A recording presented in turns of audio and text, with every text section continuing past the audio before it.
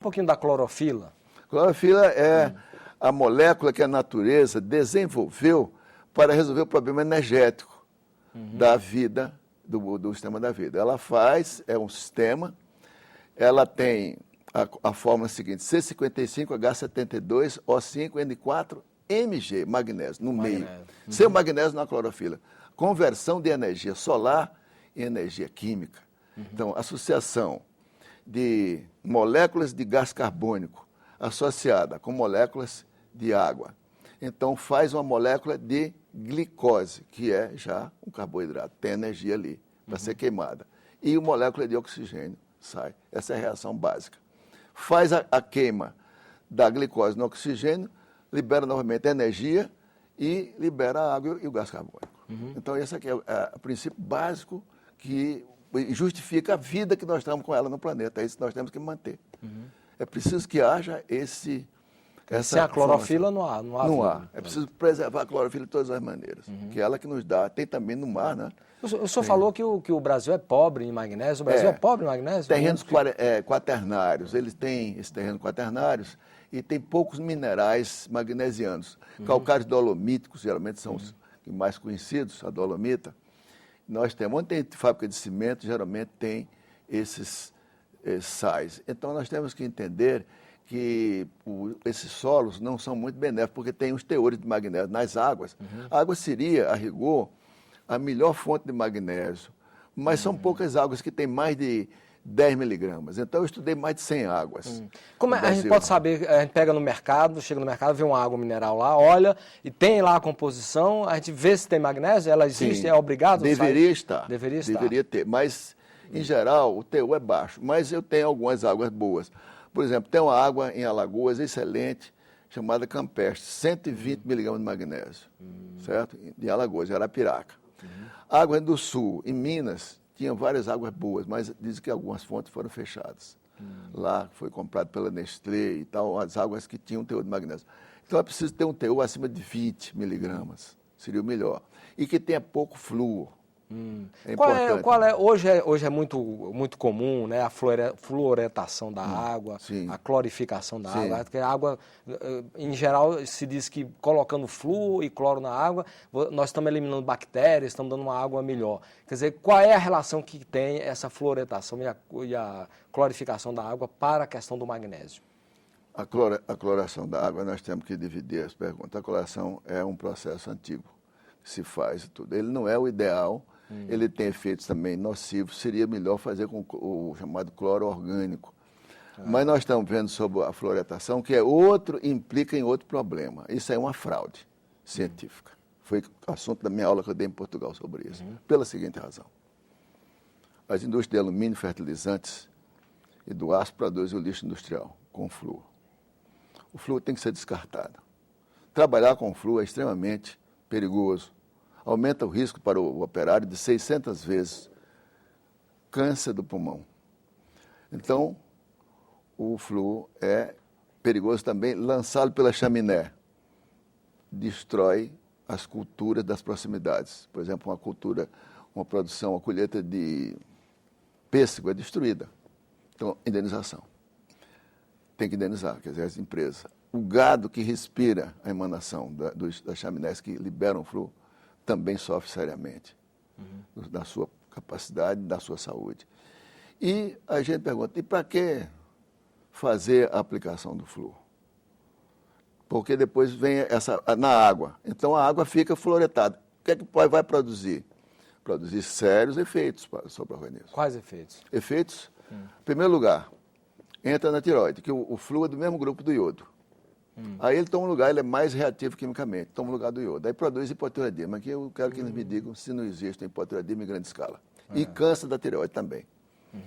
Vamos falar depois sobre mais o câncer. Mas em relação a esse aspecto, primeiro vamos ao aspecto de alteração séria do organismo.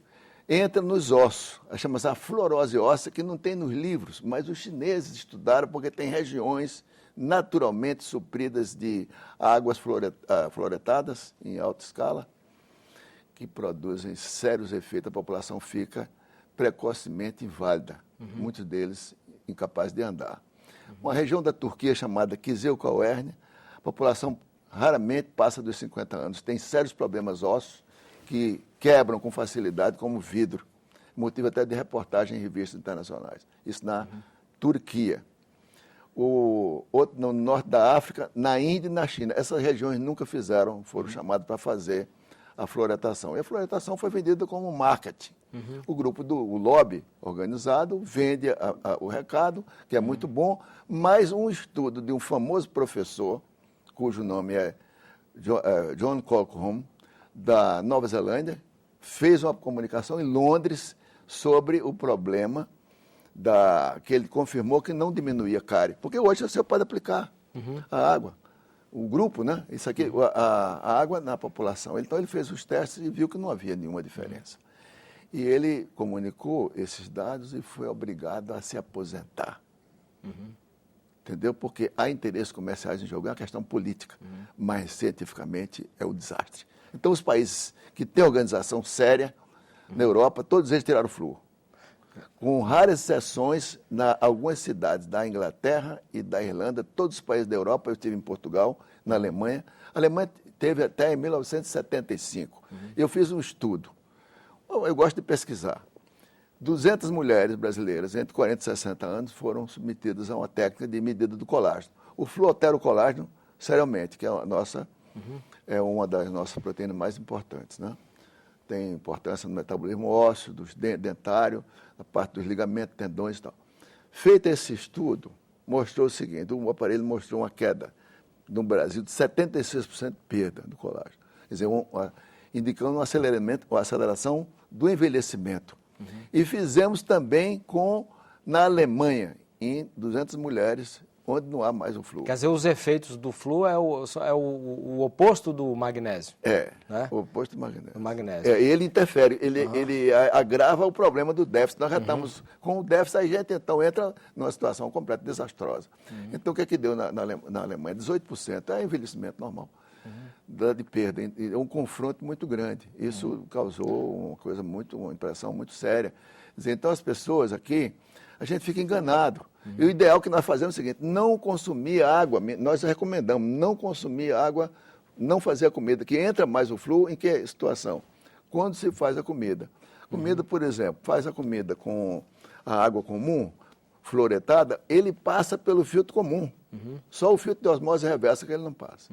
O senhor fala também no seu livro a questão da associação do magnésio com outros minerais. Sim. O cálcio, por exemplo. Sim. Quais os minerais que devem ser associados ao magnésio? O magnésio regula o cálcio.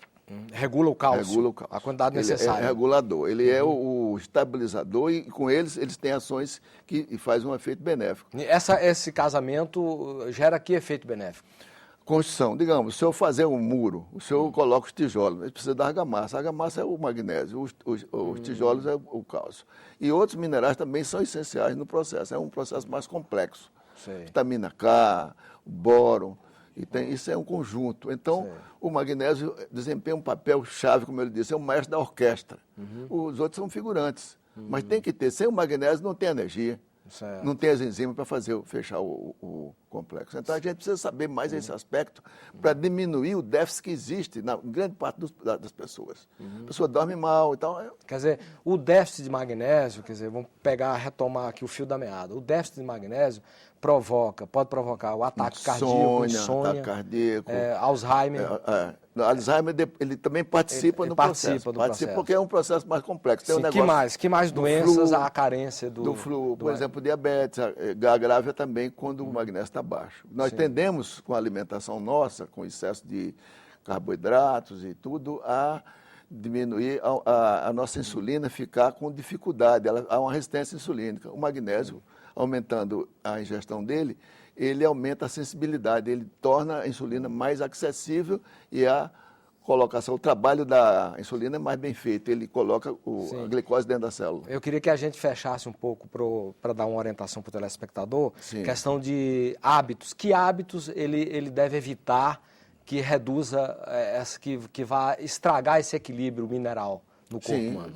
Que hábitos, por exemplo? Hábitos, por exemplo, beber sem ter o reparo, como ele falou, tem que ter um magnésio no meio da história. Não abusar de bebida, porque pode dar o problema. Bebida alcoólica, o senhor fala. Bebida alcoólica. Refrigerantes também. Moderar os refrigerantes, sobretudo os de tipo cola, porque gasta, altera o sistema, né? Sim. O problema de muita gordura também interfere com a entrada do magnésio. O cigarro o senhor mencionou também. Acabei de falar. São os fatores de agravamento do processo. Então, nós estamos num déficit. A gente vai ficar ainda, gasta no cartão de crédito, ainda mais ainda faz uma conta, né? Fica difícil, né? Aí agrava o problema. Sim, então como que a pessoa, assim, que hábitos o senhor recomenda alimentares que a pessoa deve ter para ter uma boa quantidade de magnésio? Alimentos especiais, usar as verduras, sempre as boas verduras, todo dia uma boa salada, ou 2 ou 3 com frutas. Fazer exercícios, que é interessante para tirar o estresse. Nos casos mais difíceis, consultar o médico ou nutricionista para orientar a alimentação, porque cada pessoa tem um determinado tipo que precisa de orientação individual, personalizada, né? Então, isso aí fecha a recomendação. E fazer um tipo de exercício que também tire o estresse, que é interessante. O estresse aumenta o gasto do magnésio. Quem está estressado está com magnésio saindo perdendo na urina. Magnésio. Perdendo na urina.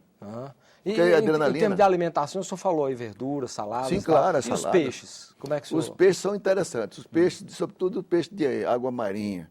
Os peixes que têm também o ômega 3. O da água marinha tem mais magnésio do que o de água doce? Tem mais. Quanto mais? Tem mais, o teor chega a ser quase 30%, 40% mais. Ele tem por causa da fonte dele, né? Ele trabalha com... E tem as propriedades dos peixes de água fria.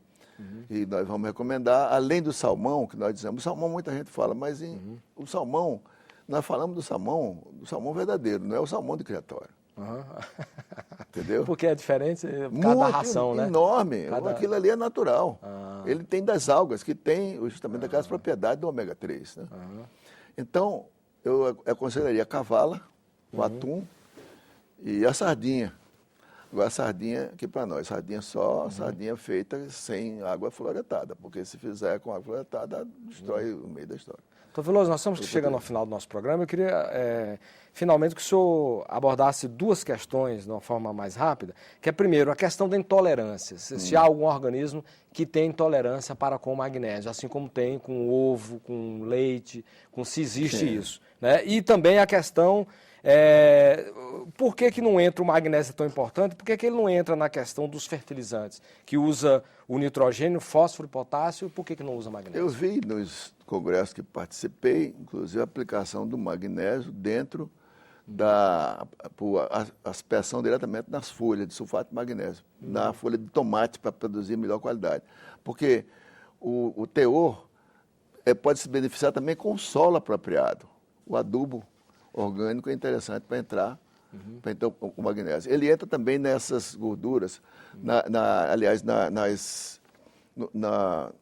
nos adubos nitrogenados, porque ele é magnésio dependente daquela reação de concentrar nitrogênio, de fazer a composição para melhorar a qualidade da produção agrícola. Quer dizer, isso aí já é uma coisa que está se abrindo na ciência, o uso do magnésio também como um fertilizante. Existe na nossa área, na Associação Internacional de Pesquisa do Magnésio, a Société Internationale de Recherche de Magnesium, sediada em Paris, eu conheci muitos agrônomos. Eu dei muita aula aqui na Embrapa, trouxe muita experiência, muito interesse de saber, porque na realidade a base é da própria planta, né? Agora, tem que contar com o solo e a água boa. As águas boas são raras no Brasil. São muito raras. E a questão da intolerância, o que é que o senhor diria? A intolerância do magnésio tem problema de pessoas que têm certas restrições, o caso, por exemplo, de o rim alterado, mas aí tem que analisar cada caso com um especialista, para ver se pode dar uma dose pequena ou tem técnicas para isso. E neurologista também, em casos de certas doenças neurológicas e doenças cardíacas, mas são coisas raras. A maioria das pessoas tem necessidade grande. E há casos raros de doenças de dificuldade de absorção do magnésio.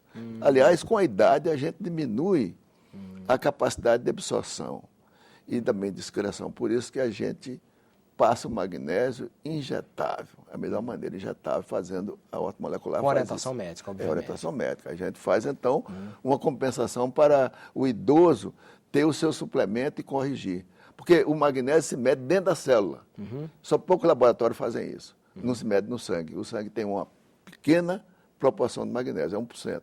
Nós temos que ver dentro da célula. Isso aí explica muitas patologias que a gente conhece pouco. E o Cidadania fica por aqui. Se você quiser fazer contato com o nosso programa, por favor, use o nosso portal www.senado.gov.br/TV. Nós agradecemos aqui os esclarecimentos e a aula sobre magnésio do Dr. Arnoldo Veloso da Costa. Ele é médico ortomolecular. A você de casa que nos acompanhou, muitíssimo grato pela sua audiência. E até o próximo Cidadania. Até lá.